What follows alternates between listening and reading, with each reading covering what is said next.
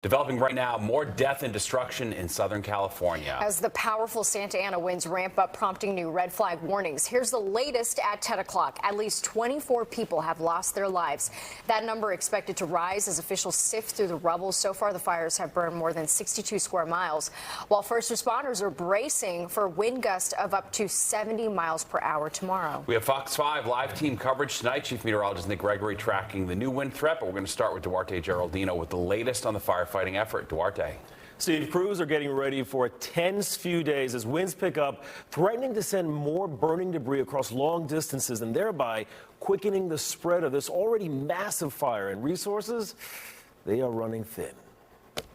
The National Weather Service is warning California may see hurricane-force winds over the next 2 days, threatening to turn wildfires into a raging inferno, tornadoes of fire.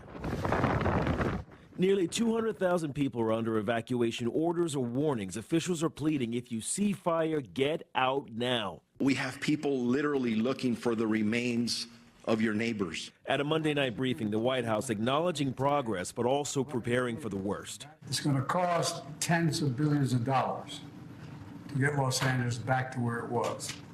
So we're going to need Congress to step up to provide funding to get this done.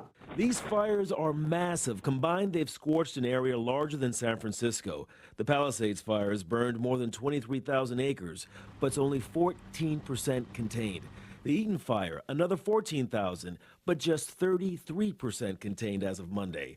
Firefighters are battling bravely, but with these winds, we're absolutely better prepared. It's all hands on deck tonight. Crews are out reinforcing fire lines, building up those barriers to hold the flames back. They're bulldozing fire breaks, clearing out anything that can burn to stop the fire from spreading. And they're getting fire crews in position with engines and water tenders ready to hit the flames hard. The state is also sending in more helicopters to dump water and keep an eye on anything from above. It's a massive effort to save lives and homes.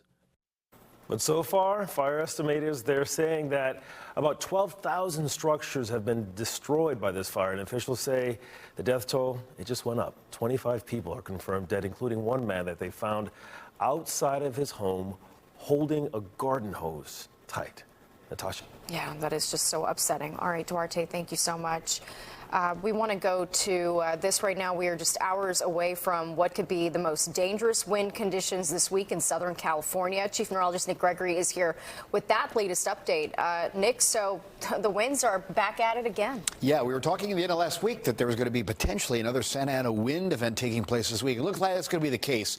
It's not going to be as intense as the last one, but as we pointed out, those wind gusts may get up to close to 70 miles per hour as we get into tomorrow. So the National Weather Service now calls this a particularly dangerous situation, or a PDS, because again, this really is reserved for extreme fire events or extreme events that would take place. So tomorrow between 4 a.m. and noon on Wednesday is likely to be the worst of this event. Again, wind gusts 45 to 70 miles per hour. Let's take a look at the latest winds. They've backed off a little bit tonight. These are the sustained speeds, 15 to 25 miles per hour, but the gusts have kicked up. We're gusting now to 36 miles an hour there north of Oxnard, and same kind of deal as you get to north of the San Bernardino area and extending back, down towards the coast there by Huntington Beach. So we're going to see those wind gusts increase. The other thing is the humidity is still quite dry now. Earlier in the day, the humidity was down around the 8 to 10 to 15% range. It's come up a little bit. That's not uncommon at night that humidity levels rise a little bit. Relative humidity, that is, we're speaking of.